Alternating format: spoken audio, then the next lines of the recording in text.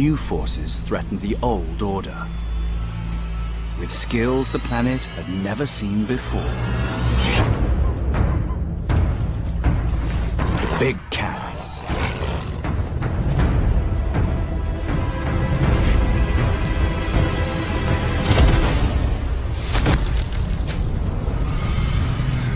Every species of saber-tooth vanished. Almost all the big cats survived. Why them? What's their story? Which unique adaptations gave the big cats the edge in this battle for survival? We go back in time to when lions were just beginning their ascent, to discover how they conquered the world, and how the tiger became the real king of the jungle.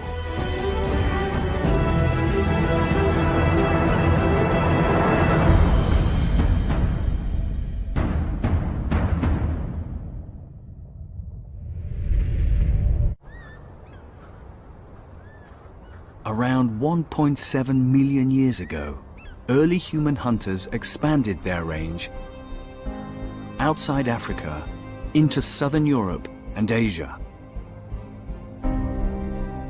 Almost a million years later, lions finally followed them, crossing the Sahara during a green spell. Europe and Asia became the lions' new home from home, and soon they had spread from Spain all the way to Japan. Despite their near global domination, there were large parts of South and East Asia that were out of bounds for lions.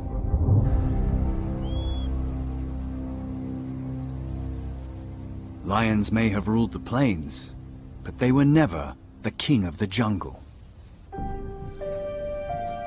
That crown belongs to another cat.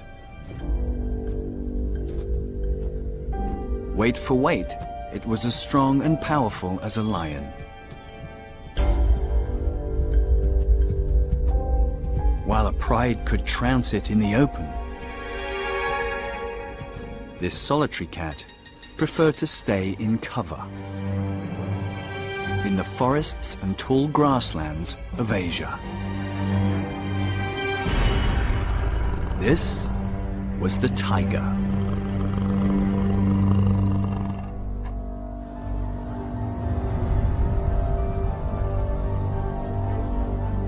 In the depths of the ice ages, the plains and frozen savannas were crowded with large mammals.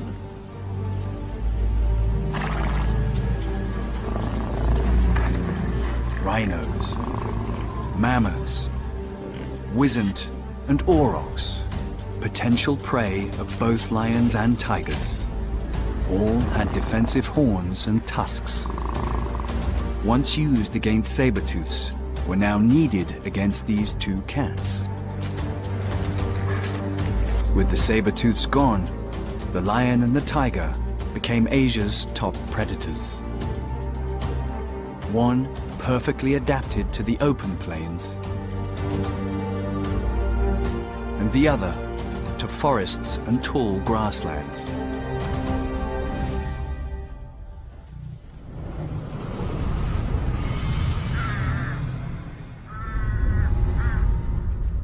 Today, tigers are still found in these places, but here in the Russian Far East, prey is now scarce. The huge herds have gone, as has the lion. The tigers now have to wander vast distances in search of a meal.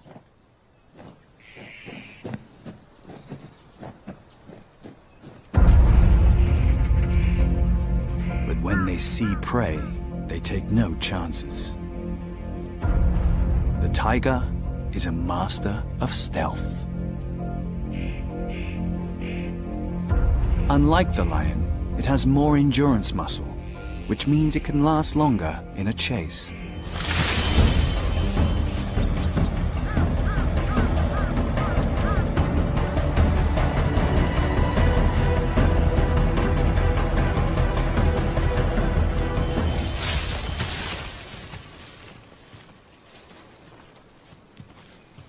when tigers catch something, they eat all of it, putting away a fifth of their body weight in 24 hours.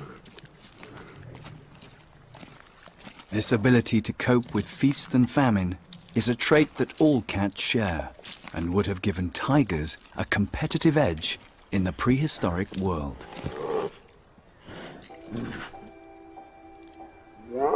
Today, the Russian Far East is at the edge of their modern range, but it's thought the tiger started life somewhere in China, and by 1.6 million years ago, it had spread south into a now submerged place called Sundaland, and onto the islands of Java and Sumatra. It went as far west as Turkey, and to the Far East all the way to Beringia and Japan.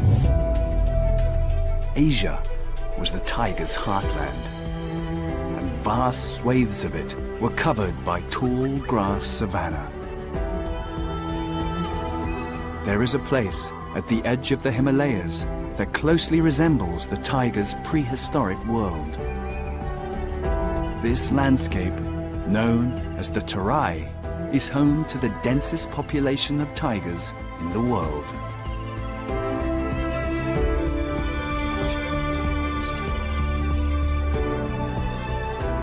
It's a land of giants.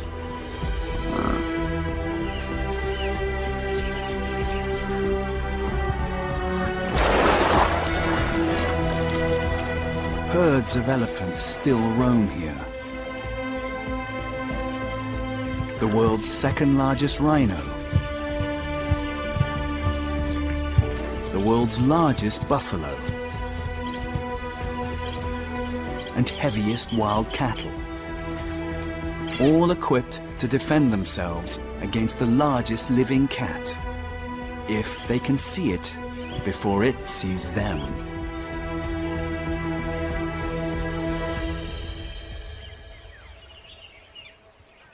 By looking at how modern tigers live here today, we can discover more about how they managed to survive the Pleistocene.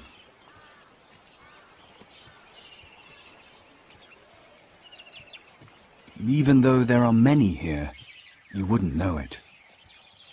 The highly secretive Bengal tiger is perfectly camouflaged. Out of 40 species of wildcat, the tiger is the only one with stripes. Perhaps a unique adaptation for living in these tall grasslands.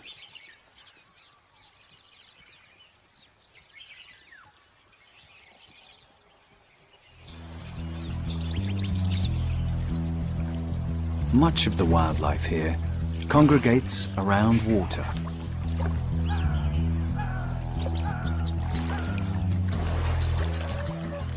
A place to drink, feed, and cool down in the hot sun. The one-horned rhino's folded skin, over 4 centimeters thick, helps it to keep cool. It may have also evolved as a defense against saber-tooths.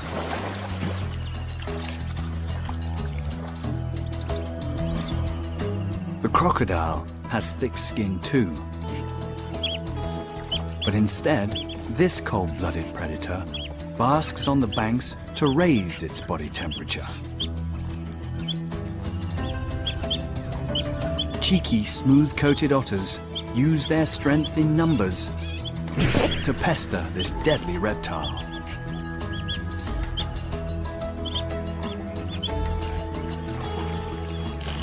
Even the rhinos appear aggravated by the otter's antics.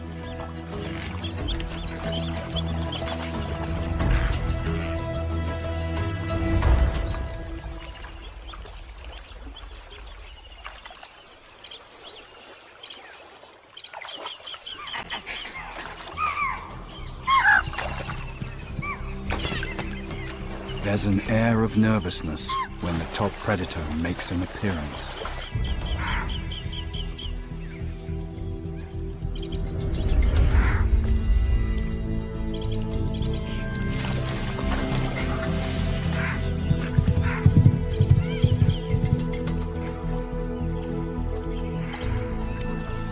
Only a young bull elephant seems unfazed.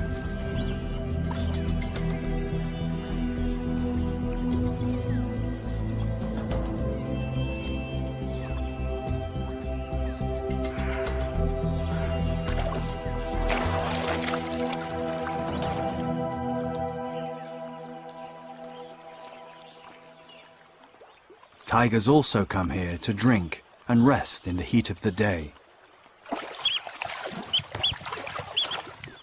But they won't turn down the chance of a meal if something comes their way. An otter would make a tasty snack.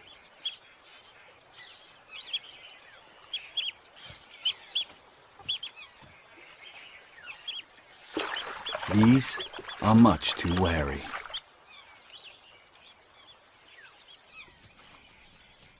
A mongoose shows less caution.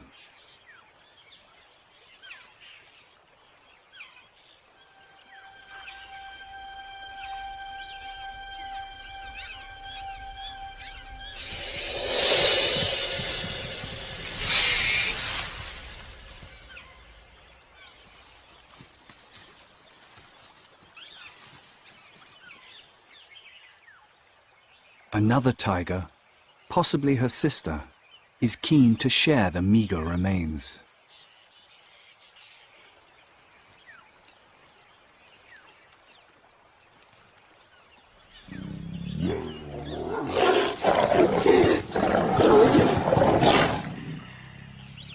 But there's clearly not enough for two of them.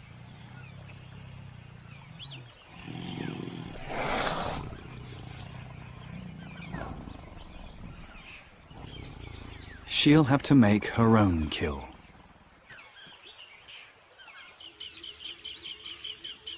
Tall grasslands are hard places to live in. With so many dangerous animals and so little visibility, predator and prey have to be constantly vigilant. Tigers are able to travel around more easily by using paths that have been created by rhinos and elephants.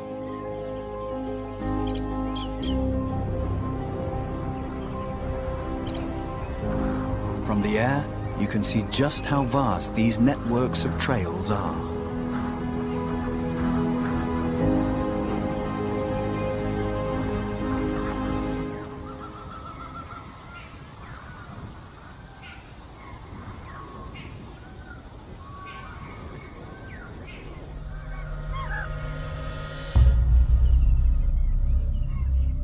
Being surrounded by a wall of grass makes navigation difficult.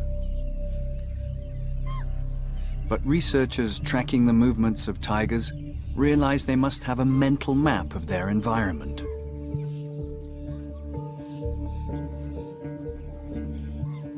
This adult female has a home range of about 25 square kilometers. She'll know every feature within it and regularly scent mark trees and bushes to let others know this is her domain.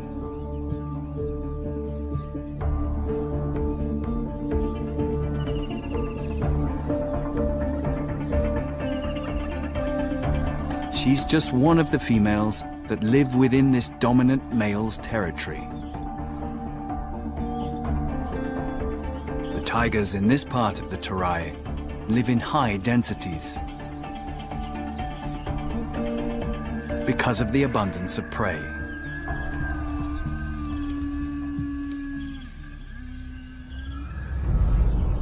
The fading light of dusk is a favorite time for tigers to hunt. These hefty gaur, once the prey of saber-tooths, are now on the tiger's menu. At 5 times this male's weight, it's hard to imagine how a tiger could take one on.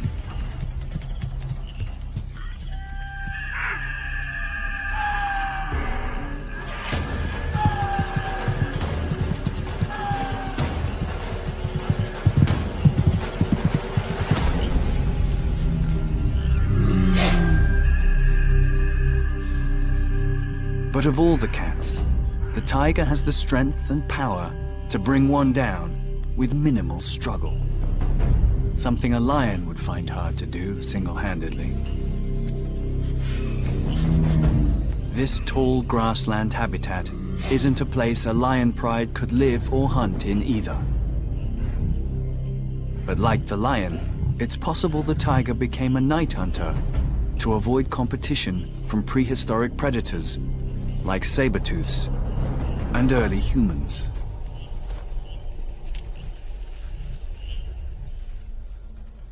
Hunting at night is now the tiger's speciality. And with sophisticated night vision cameras, we're able to capture rare images of tigers that wouldn't normally be visible. This young female, around 2.5 years old, is on the cusp of becoming independent. She's still living within the safety of her mother's territory and learning to perfect the skills of a hunter. She uses the well-worn animal trails to move quickly and silently.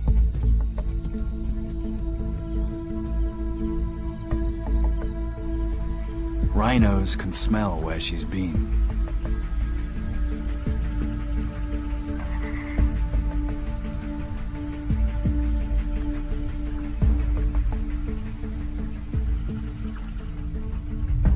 In the light of a full moon, her biggest challenge is to avoid being spotted. The deer favor grazing in the open areas. From our high vantage point, we can easily see them. But from eye level, even the thinnest grass obscures almost everything. Any glimpse of a tiger, and the deer call.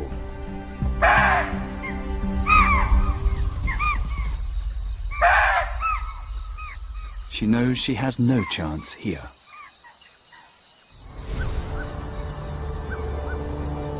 She stands her best chance on a starry night.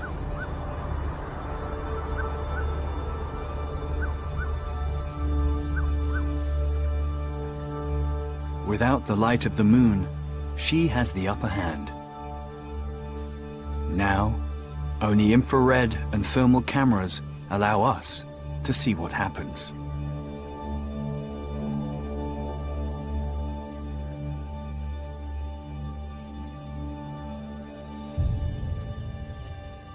But the tiger will have to use all of her senses to gauge where the deer are, relying on her hearing to track prey down until she's close.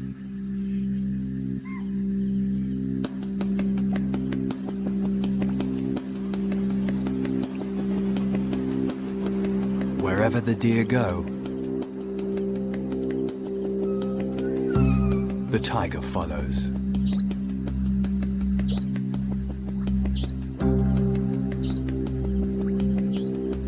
Crocodile-infested rivers are no barrier.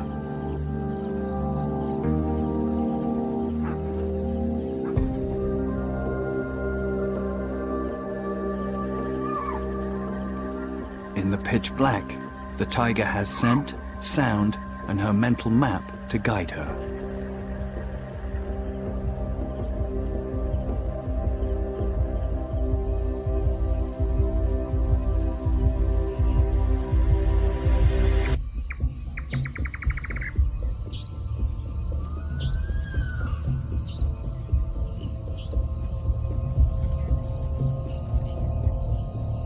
These deer know this is tiger country and can never fully relax.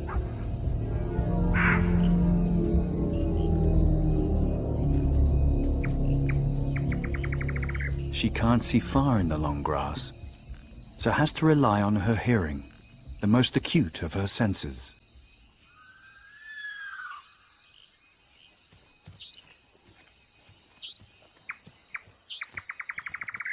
Her hearing is so sensitive that she can pick up the faintest echo of her own footsteps. It's possible she uses this information as a kind of echolocation to gauge the distance of the objects around her. Her ears rotate to pick up the slightest sound.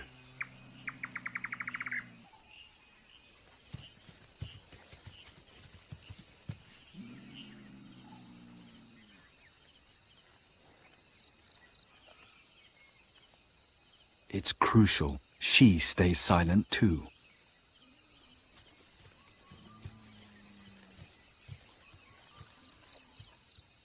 One wrong move, and her cover is blown.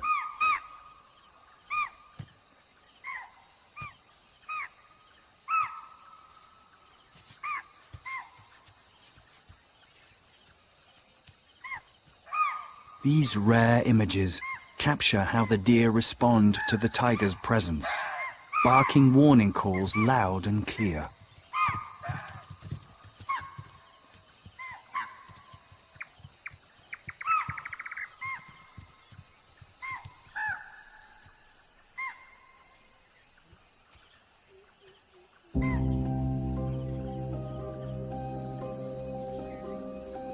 The tiger retreats into the long grass.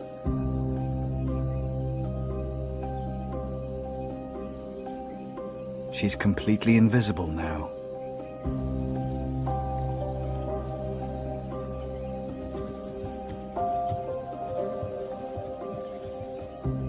And waits for the animals to settle down.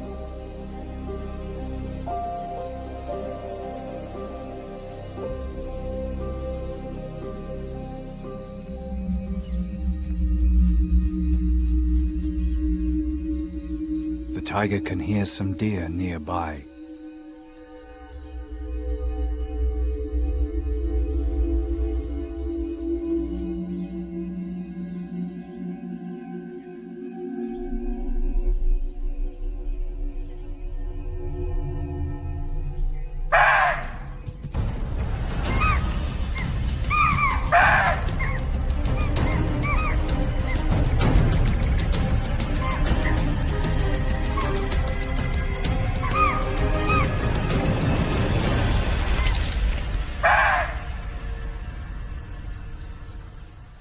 This time, she won't go hungry.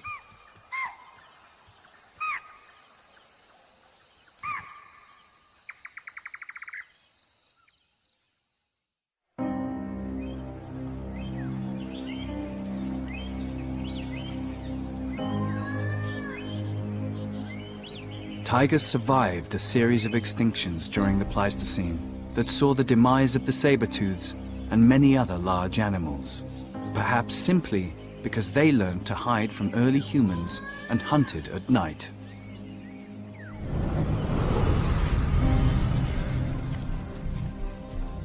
At the height of their power, several hundreds of thousands of tigers would have roamed across Asia.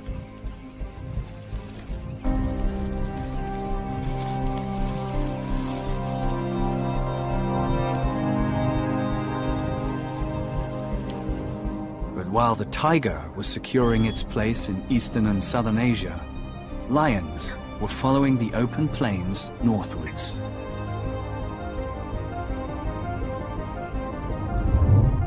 And crossed the Bering Land Bridge. By 340,000 years ago, they were spreading from North to South America.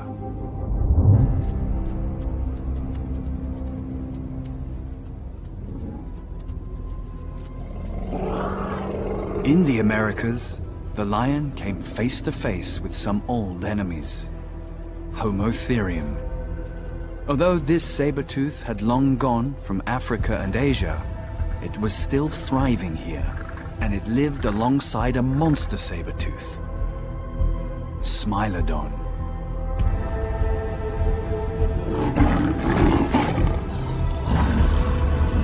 Twice the size of its extinct ancestor, Meganterion, and with even longer fangs.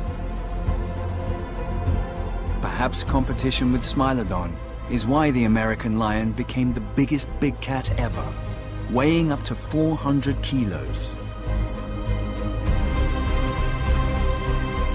Incredibly, these three terrifying species managed to coexist for hundreds of thousands of years, sharing the bounty of prey on offer.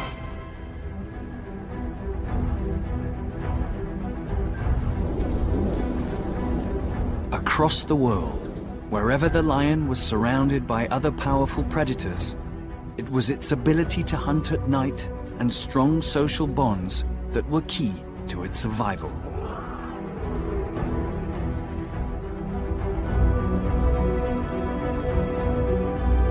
Now, with the lion and tiger distributed across the globe, this really was the age of big cats.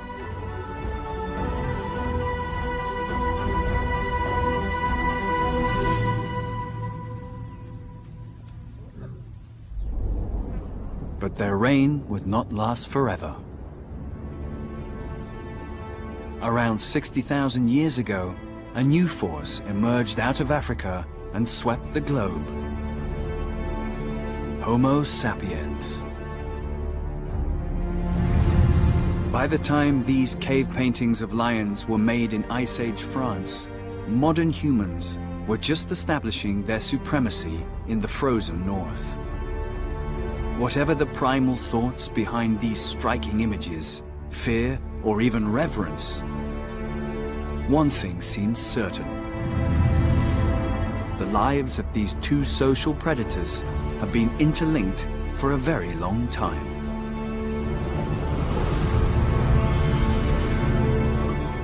Today, lions and tigers face an uncertain future in this human-dominated era.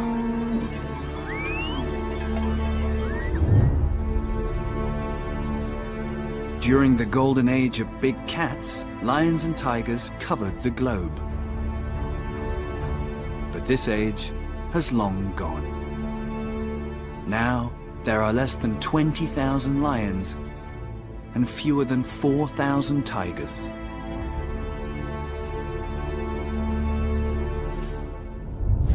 The last remaining populations are mainly confined to national parks and reserves. If we want to share a future with big cats, they need prey and space to roam.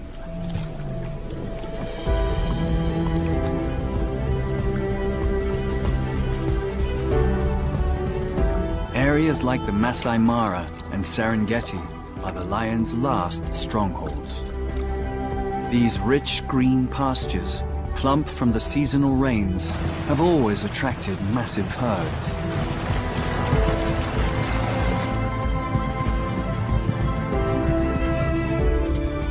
During the rainy season, it's a time of plenty, a good start in life for the youngest members of the pride. They practice their hunting skills on anything that moves.